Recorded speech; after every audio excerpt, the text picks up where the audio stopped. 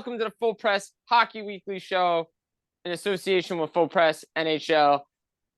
I'm your host, Jim Biringer, alongside Chris Wassel. You can get this iTunes, Spotify, up on YouTube as well, fullpresshockey.com, Full Press Hockey on Facebook, Full Press Hockey podcast on YouTube, and at the Full Press radio network as well. So we are here. The push to the Stanley Cup Playoffs is on. We're into the month of April, and it is a wild and wacky run to finish these wild card spots because it seems like every day things are changing. Look, I mean, the West, it's almost over. Is it? Is it over? But is it over? Because you would think it was going to be over, and then LA just. But then LA is only 3 points up on the Blues. Whoops! Vegas decided that they can start to play now, so they just need to get ready for the playoffs. But LA's was supposed to play Edmonton, but they may not. Nashville, we know, is pretty secure in their spot. So thank you, Kings, for making the West interesting, because about this time last week it wasn't. It was pretty much, these are the 8 teams. We'll see. We'll see in a couple of weeks. We'll see. Now it's. I mean, look. The fact of the matter that St. Louis is 3 points out, still alive in this thing, says everything you need to know about what this kind of season has been in LA. Been up. It's been down. Been up again. Been down again. Yeah. So it's definitely one of those things where, hey, you know what? If the Kings can get their act together and win some games and pull away from the Blues, great.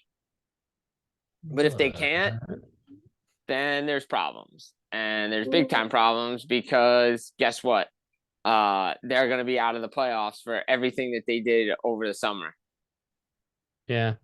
I mean, look, do they have a couple of ill-timed injuries? Yeah. Maybe. Should they be in the position they're in given their defense? No. And then what they play too, like that 1-3-1 should allow them to be winning some games. Now, it's easy to break it. We know how teams can break it with speed. But these were the problems that reared their ugly head, and that's what coach fired Todd McClellan. I mean, that got him out of the business because of, and out of LA right now because of the problems that we saw earlier in the year. Then Jim Hiller takes over, and it seems like things were okay. But now same things are happening. The same things are happening again. Yeah. I mean, look, so for perspective, if you're looking through and you're peeking through the Western Conference and going, well, okay, so overall the picture looks pretty good for LA. I mean, obviously, tied for second in the Western Conference in goals allowed.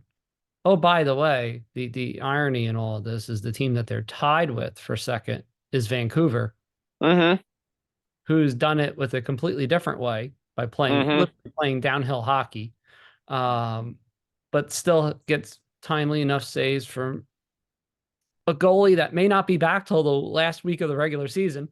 Right. Another injury that went a little bit further along than it maybe probably should have. Yeah, he might have played a little longer, but the problems with LA are simple. I mean, look, they kind of have an offense that's, for the lack of a better word, in some ways like the Islanders. Yeah. They can score in bunches, but they can also stop scoring. And it's kind of funny too, because if you look at the goal outputs from each one of those teams, it's about the same. Right. As the waves of how they score. Right. So the one difference is the Islanders can't get goaltending consistent. Well, no. They are kind of from Varlamov of all places. Right. But LA has kind of done it in a mixed bag. Cam Talbot's played well for the most part, but he's had his share of problems too. And it just seems weird that LA at times plays like a team that could have won the division, but also it's like a team that could easily finish 6th or 7th in the Pacific. Yeah, but they started off so hot. They played so well at the beginning. They banked so many points. they're just hot and they're cold. And when their offense is cold, they're a cold team. And if their defense doesn't show up, but they should be better than this, right? They really should be. They should be better than this. Like, look, that was a desperate Jets team that they played on Monday night, and Winnipeg needed to end that losing streak. But now LA needs to end the losing streak too, and they got to figure out a way to do it because they got to pick up points to just keep in front of St. Louis. Yeah. So yeah, the other things too. I mean, they cannot fault ultimately, when you look at this, they cannot fault their goaltending. No. Because look, you look at Cam Talbot's metrics for a second. This basically is his best season in the NHL. Yeah. I mean, aside from those Edmonton years where they just overplayed him to death, this is probably his best season, arguably, is for overall. Right. You know, exactly. From a quality of play. Because look, when he played, obviously the one year in Calgary, he only started a handful of games. Same thing with Minnesota. Then he played a little more, and things started to, kind of go. It's a little sideways. But it took him. You think about it, Jim. It took him what, 5 years to fully recover? Yeah. From playing 140 games in Edmonton. It did. No, it took him a while. And look, it was a good signing for LA. It was. But they still need to get a save when it matters. And you saw that. And you saw that against Edmonton in a potential preview when they were in third, is that the Edmonton Oilers can find a way to beat you no matter what. And that was their downfall last year, up 2-1 in the series, is that they didn't get a save from Korpisalo when they needed it. They had the lead late. They let a bad one in. They lose in overtime, and the series is over. Yep. And, I mean, even though Edmonton just tied it in Game 4, that was pretty much the series, because if LA goes up 3-1, I don't know if Edmonton's coming back and winning 3 straight games the way LA can play. So here we are, and now the same situation is happening as we're heading into the playoffs, and they may not even make the playoffs. Because the way Bennington and the Blues are finding ways to win. Yeah, I mean, you just look at look at the Kings from an overall offensive standpoint. They're middle. They're now middle of the league. Right. In goal for. Right. Middle of the league. That's not good enough to win in the Stanley Cup playoffs. Your second defensive center is out for the not foreseeable future, but potentially could be more than just day to day right now in Danae. Right. You look at tough. And that's tough. That is rough. But you look at a lot of the possession numbers, they're great. Everything seems so rosy, and yet it's not, because simply put, they can't score when they need to. Yeah, it's great that they can go on these stretches where they're hot, they're rolling, the goals are coming. But okay, here we go, ladies and gentlemen. Last 3 games, 6 goals. I know it's a road trip. I get that. And I'll go back even to the game that they did win in Vancouver, which they should have lost. 9 goals in 4 games is not going to cut it in the NHL. I understand these are all road games. Right. But this has been a pattern for LA since the beginning, since after that hot stretch. Right. They have basically been, let's see, if we do the math roughly, Jim, since they were, about the end of the year last year, they're right around 500, basically. Yeah. They're about, let's see, if I did this right, they are 13, 12, and 6 in the new year. Not good enough. Yeah. And you would think, with the cushion that they had, you'd think 45 points going into the new year. Okay, that would be enough if you went 500 to make the playoffs. But it's not, because teams are winning behind them. Yeah, everybody's starting to win behind them. You look at the overall standings now. I mean, again, if if Minnesota had won a few more games instead of racking up the overtime losses, they'd be right there too. And look, I don't have a problem with what Minnesota did in John Hines. I mean, look, you need to get 2 You points. gotta go for it. You Yeah, you gotta gotta go go for for it. You gotta go for it. Like it. now, I think if you're gonna do it and you're not gonna get anything, just do it in regulation. Don't do it in overtime and cost yourself a point. I think if you're gonna do it, just do it with the last 5 minutes or last 2 minutes of regulation. And if you have puck control in the offensive zone, and do it there, Right. because if you're gonna get 0 points, then just lose them both in regulation. Don't give the Yeah, point that you have away. yeah, that's kind of the penalizing nature of trying to do that in overtime. You lose your point. Right. So I think, even if you rack up a loser point, it's still better than no points. So if you're gonna do it, just do it in regulation at this point. Like who Right. cares about whether losing? So I get what Minnesota's doing, and the conversation ends with St. Louis, Kraken too far out, Minnesota too far out. Yeah. Yeah, And those are the two pretty and much. those are the two teams. Those are the two teams that are fighting for the one spot. And Yeah. then obviously Vegas pushed themselves over the edge, and now, excuse me, you see what everything's happening in the Central. It looks like maybe Colorado, Dallas will be the winner of that division. And maybe it is Dallas, and then it's Colorado, Winnipeg, but Yeah, Nashville's kicking time. The Dallas peaked too soon because we've seen this before. Right. Remember last year, about 6-7 games left, Dallas was up by about 3 or 4 points and wound up losing the division by 1 point. Right. So I think the divisional race outside of the Pacific, I think Central's still wide open. I think it's Vancouver's division to lose in the Pacific. And we'll see. I don't want to. There's a team, you don't want to play Nashville just because of what they're doing. I know their winning streak came to an end and their point streak and all that fun jazz, but you know what? They still have a good team. Ryan O'Reilly, Gus Nyquist. You have Phil Forsberg, Roman Josi, Soros. Like the list goes on. This team is finding ways to win hockey games, and they're understanding how Andrew Brunette wants them to play. Yep. Obviously tough but good week maybe for them this week because they play teams like Boston and teams that they're going to face in the playoffs where you need to play a little better defensively. Yeah, I get it. Yeah, absolutely. That's big. No, that's huge for them. So we jacked this up a little bit, and basically, if you're looking from a statistical standpoint right now, we have the eliminator. Ooh. The bear is coming. The bear has not come from Minnesota yet, though. Soon.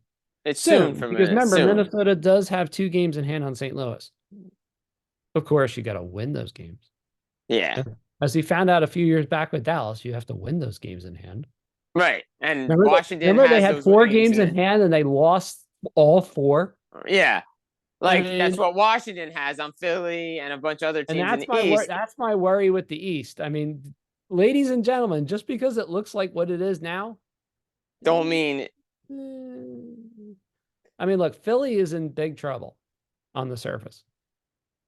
There is no question about that, and it's not because of they only have 6 games left.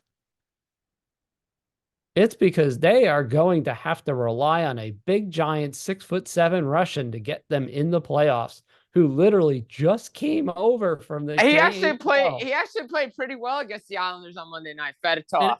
And to be honest, I mean, he made a big stop on a breakaway.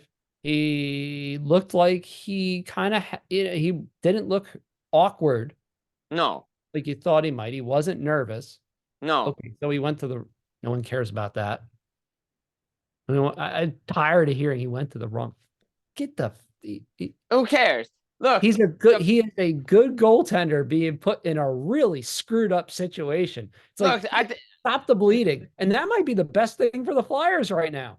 It is. And then look, Torts' act could be running thin in Philadelphia because of what he says in the press conferences, and this team looks tired. They look like a tired hockey club playing one way the whole year. And tired. Even though they're in they're first place in the Eastern Conference and in the entire league. Guess who looks tired? The Rangers. Yup. We're now healthy scratching players that should not be healthy scratched. Why? Because they're tired. They're tired. We said this. We said this all along. How far are you going to push a team that doesn't belong being pushed like this? Right. And look, you go back to the Flyers, right? They picked up they scored left with 9.6 seconds left. They pick up a much needed point, gets them back in third. Washington has 3 games in hand. Detroit won. The Islanders won. It's all well and good. Detroit's on the outside looking in, even though they're tied because Washington has games in hand and regulation wins on them. Yep.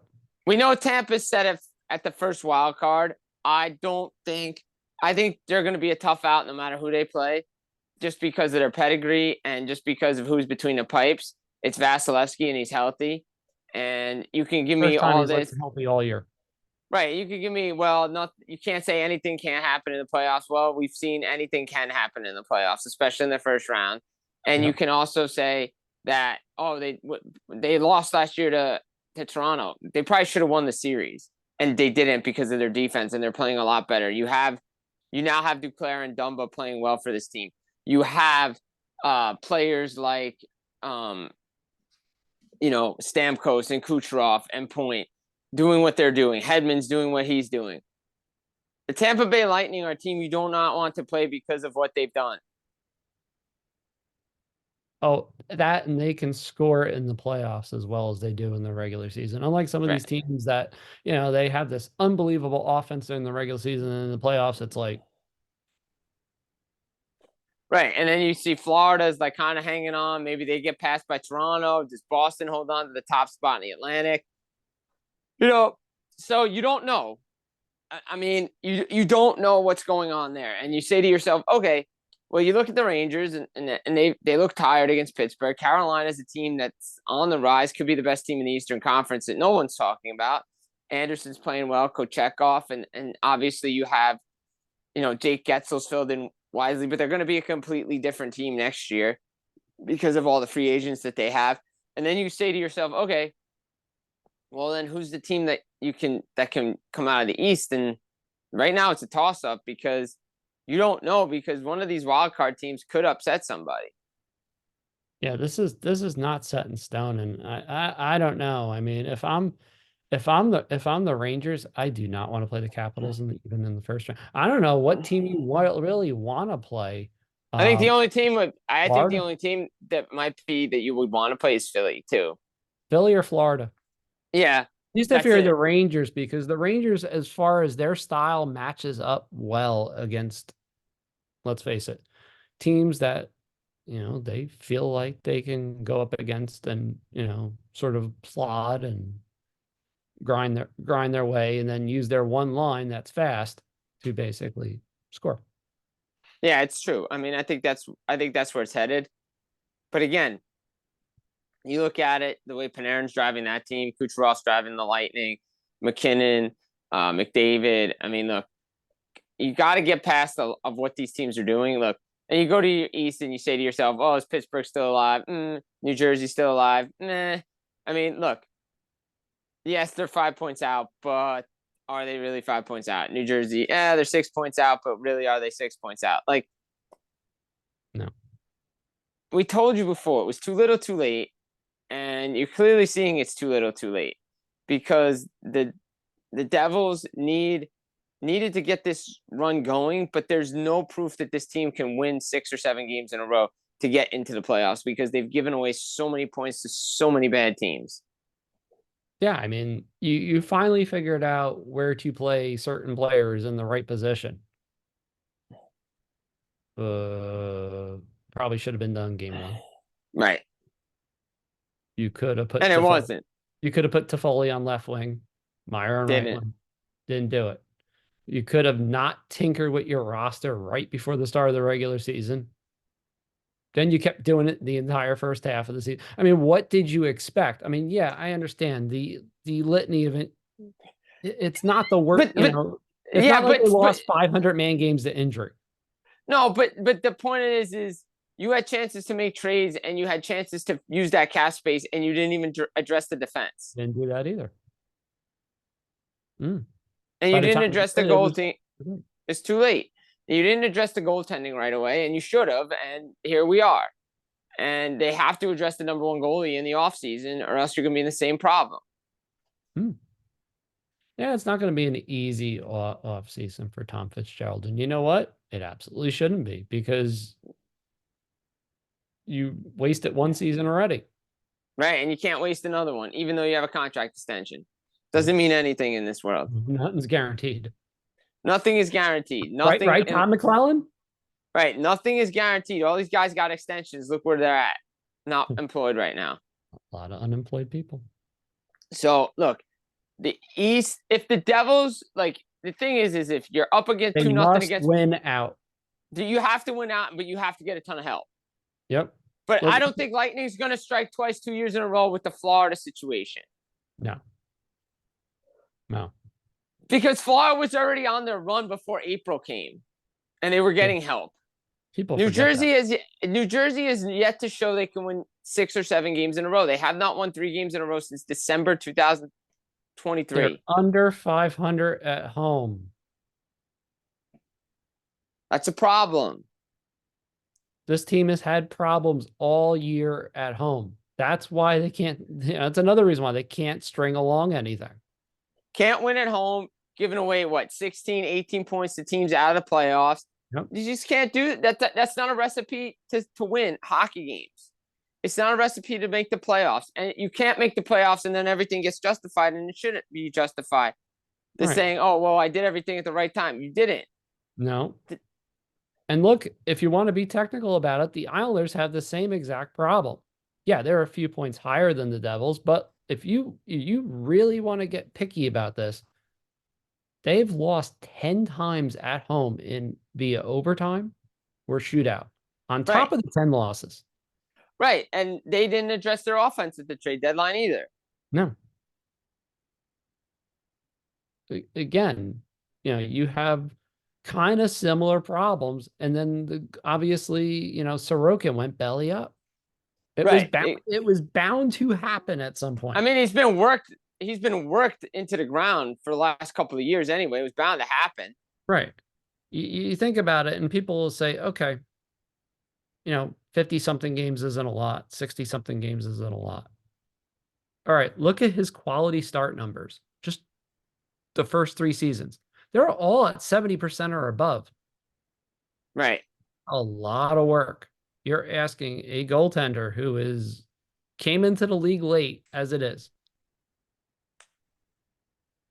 to perform at that kind of level with pressure hockey, the way he performed, especially in the bubble light.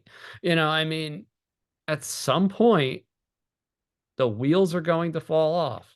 But the issue for the Islanders and it's been the issue for the Islanders for the last couple of years, they can't score. Like, they just don't have enough offense to win hockey games. Like, they just rely on playing that same style over. And by the way, since Patrick Waugh came here, they're only at 500. They went down 44 percentage points. Like, when Lane Lambert was fired, they were 0.54 for winning percentage. Now they're at 500. Like, was it the coach or was it the fact that the system that you play for the last 4 years that got you to 2 conference finals is maybe wearing that? Yeah, exactly. So, and I think changes are coming on the island if things don't change. I think this is Lou's last dance. Gotta be. You never want to say that, but you gotta say it. Right. I don't know if anybody's going to hire him. And I think just because I know of his past and what he's done, but that was years ago. And he hasn't really worked out in a salary cap world. No. So if you think about it realistically, 91 points is about what should get a team into the playoffs in the East. Right. And look, we thought the East was home sailed come the trade before the trade deadline. And then Detroit went in the tubes. And now they're working their way back. Yeah. I mean, look, do you think is it Washington, Detroit, and everything else stays the same? Or does Washington pass Philly and it's Philly, Detroit? You know what? I'm going to tell you this right now. Nothing is settled. No, nothing is settled. And this is why. Okay. It is the 2 teams that make it at this point out of Washington, Detroit, and Philly. It's going to be the 2 teams that screw up the least and lose don't lose as many of those points against teams out of the playoffs more than anything else. Philly, we're looking at you because you already lost to Chicago, Montreal. Lost to Chicago, lost to Montreal. That point that you lost against the Rangers that you probably should have gotten. I mean, again, it's one of those things. It's the lost opportunities over and over that come back to haunt a team. Now, I'm interested to see what Fedotov does the rest of the season because they cannot keep. It's like with Washington, you can't keep trotting Kemper in net. I think you're to the point where you can't keep. I can't keep saying this about Darcy Kemper. Go find the tape. I probably said it in 2022 when Colorado Avalanche won a Stanley Cup. I know I've written it. Colorado won the cup not because of Kemper, but in spite of Kemper. They outscored their goaltending problems. Yeah, they found a way. They knew they had to play a certain style where they had to maximize opportunities because they knew their goaltender was awful. Right. And they're going to have to do the same thing this year again with Georgiev. Yeah, pretty much. Because he's out of gas too. Right. So, well, that's because they didn't address the backup. They didn't get the backup goalie that they needed. And it's funny because Noonan has actually played pretty well for them. He has, but I think if they had a veteran guy in there that could have, pushed him a little bit, even give him some days off against teams he shouldn't have been playing against. Always happens. That's why you have Brossoit with Winnipeg. Yeah, you have to have. It's not even like a 1B. It's just you need a backup that can play you 25 to 30 games. Yeah. You're seeing it in Carolina. Seeing it in Carolina, Kochetkov and the play of Anderson. Like that. That's a great duo because it gives Freddie the time he needs to recover. Mm-hmm. It's part of the reason why Shesterkin's bounced back in the second half. Well, that and a few visits to Benoit Allaire's dungeon. Right. But that's why we don't know who's going to be the starting goaltender in the playoffs come game 1. It could be Freddie Anderson. It probably should be Freddie Anderson. It probably will be Freddie Anderson. But you could make a case for Kochetkov. Shoot, I got one that's crazy that'll blow Rangers fans' minds. I'd start Jonathan Quick in game 1. Why not? Because if you start, the problem is if you start looking at some, Shesterkin is starting to go back to how he was performing earlier in the season, in little drips and drabs. Right. It's weird. Like you could see, is that because the Rangers are tiring a little bit? Is it, are they 12 to 14 points more up in the standings than they were projected to be at this point? Yeah. Yeah. Is it taking a toll on them? Absolutely. Absolutely. But, here's the thing. Right now, as of this moment, because I throw the first 2 years out, but right, by far and away, this is Shesterkin's worst season statistically. Oh, 100% it is. 100% it is. And if you start digging too deep into the numbers, you're going to go down a rabbit hole that's downright scary with him. It is. No, it is. I mean, he's not playing well for the Rangers this year, and luckily Jonathan Quick is outperformed and has proved doubters wrong. But look, here's what needs to happen: is the Rangers have to get the right matchup, but it's not going to be an easy one. No matter who they play. Because the pressure is going to be clearly on them to go far in the playoffs. Oh, because not to mention the comments made last year. Right, exactly. So that's that in the East. You look again, who has the most pressure on them in the West? Edmonton, Vancouver. You look at the Central Division teams. We always know Toronto has pressure, but again, it's all about matchup. Toronto really could luck out here. Yeah. No one's going to talk about them. They really have the best case scenario right now. I mean, at least for round 1. Right. Because they can come in pretty much under the radar. It appears, I mean, again, this always can change. It appears like they're going to play Florida. They're going to have, they're going to be one of those teams that literally has a chip on their shoulder because everybody's going to expect the same inevitable failure. But you have to have that expectation because that team has yet to show that they can win consistently in the playoffs. They have one playoff series win, and you can argue that Tampa was the better team last year in that playoff series. Yeah. But could they go and beat How crazy would it be after like not getting out of the first round for almost 2 decades and then beating both Florida teams? Look, it can happen. It's a possibility. It's there. It's a They have a good possibility. team. They have a good team to do it, but I'm I not mean, going to put my But would I Florida's pick Florida if in that series? Would I pick Florida? Yes, 100%. Because I don't believe in the Leafs. that's the problem. You need this team to find a way to not, simply put, Toronto cannot shoot itself in the foot so many times in a 7-game series like they have in years past. Exactly. So again, until they prove otherwise, why would you pick Toronto? And Boston has a lot of expectations on them as well because of what happened last year too. Like they need to make another deep playoff run. Ooh, that's the twist in this. Because guess who Boston would play? Washington or Detroit Mm, or Philly. or Philly. That, a Boston Detroit series would be pretty interesting. Look, and Detroit's played them tough this year. Look, now we know Jeremy Swayman is Jeremy Swayman, and I think the Boston Bruins would have the firepower to get it done, and they're not going to take a team lightly this year. Right. But I think they did take Florida a little bit lightly up 3-1. Yeah, I think so too. Because you remember, how they had the whole Bergeron thing last year. And if you were gonna, and if Olmark was really hurt, you probably should have gone to Swayman in Game 5. Yeah, there was a few. Look, there was a few regrettable decisions. It happens. Can't let it happen again. But again, you're up 3-1 and you can't hold leads. That was I watching what Sid did to the Rangers on Monday night.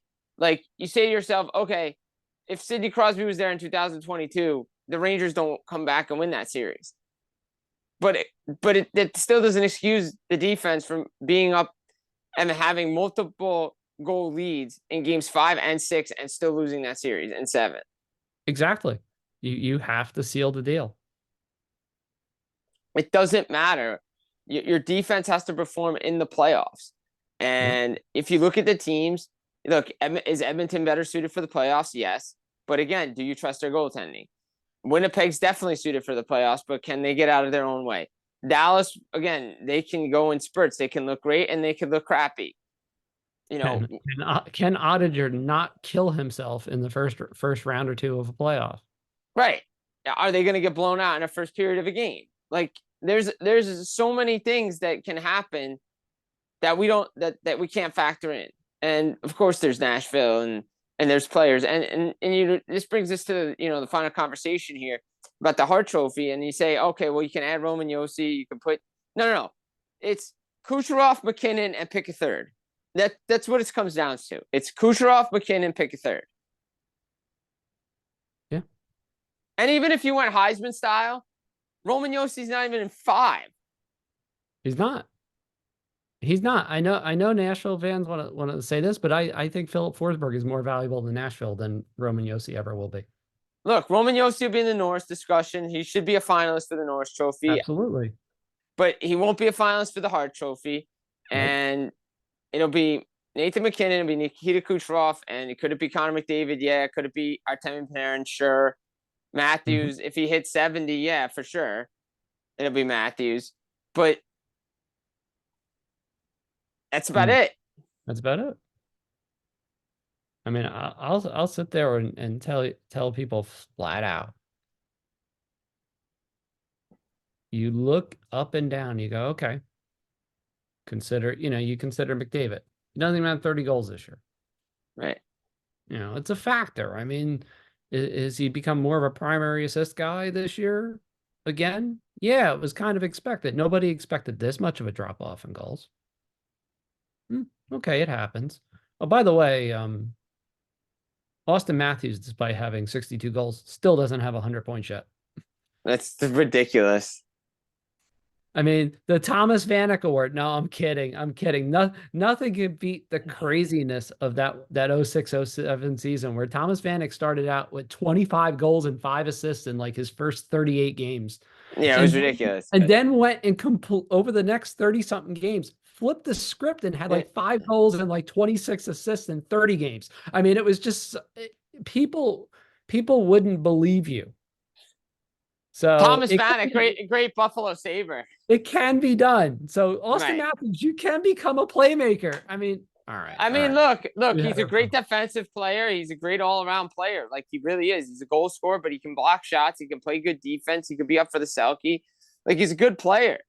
There's nothing wrong with that. Got to perform the playoffs, though. Let's see what happens in the playoffs for him. I'm kind of curious because we had, obviously with Matthews we had that one, he's gotten better at this. Obviously the 2022 playoffs, they probably should have. It's funny that 22 playoffs they should have advanced and didn't. He had actually a really good series. They just didn't get the result. Last year probably shouldn't have advanced,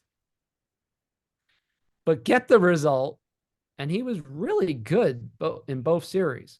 So yeah, he's been great in the playoffs. Like, he's been one of those guys that have playoffs he's been but look, even before that he was pretty decent. I know, but the chances weren't quite there like they are now. No, but the chances are there, and they got to have their top guys show up too. Oh, by the way, unlike some guys, he's still only 26. Yeah, I mean, look what Austin Matthews is doing for the Toronto crazy. He's only 26. Yeah, it's nuts. Look, what Matthews is doing for Toronto is great. But again, they got to win in the playoffs. There's no expectations down in Nashville. There's expectations in Edmonton. There's expectations in Vancouver. Okay. Here's my dumb and last question with Matthews. I mean, I know he's not going to get to the level of, say, what Mike Bossy did right in 9 seasons. Initially, career-wise, starting out, is he the closest thing that a modern fan can say, hey, I can compare him somewhat to a Bossy at the very least? I think he's the best goal scorer in the game right now. Because Bossy was the gold standard in goal scorers in the early 80s. I mean, late 70s, early 80s. You go back and watch CBS Sports. Had hockey. Yes, they did. Had hockey, ladies and gentlemen. Go back to my WWOR Channel 9 in the early 80s and watch the old Devils Islanders games from like 84, 85 and watch Bossy play. Watch where the guy sets up. Watch how he gets that stick on puck. And Matthews does a lot of the same things. He does. And look, a lot of people argue Mike Bossy's the best goal scorer in the game. Ever. Right now, in the modern game, Austin Matthews best pure goal scorer. And there's no question about it. And he's just going to rack up goals and goals and goals, and he keeps passing his career mark. We're going to see where it goes. Let's see if it helps them in the playoffs, because the Toronto Maple Leafs need to have their big stars perform in the playoffs. And that's what made Tampa so good. Despite having their role players, they had their top guys showing up in the playoffs. And that's what you're going to need in Edmonton, because if you take away Connor McDavid and Leon Draisaitl, you got to let the role players beat you. Vegas has role players that can beat you. Nashville has role players that can beat you. And that's the scary thing. The Rangers may have it, but they rely too much on the power play and too much on their top guys. So that could, and Carolina, I think Carolina is the best well-rounded team in the National Hockey League in the Eastern Conference. I think so. Just got to produce. They just got to produce when it counts. They just got to show up when it counts. And I think the addition of Getz will help that. So it's going to be interesting to see what happens in the Stanley Cup playoffs, but the stretch to the playoffs is on. This has been the Full Press Hockey Weekly Show presented by Full Press NHL. Get this Full Press Hockey podcast on YouTube, Full Press coverage on YouTube, Full Press Hockey Facebook, Spitball and Sports on Facebook as well. Guys, take care. Enjoy the rest of the regular season and the wild and wacky wild card races. I've been Jim Biringer. That's Chris Wassel. Take care and enjoy.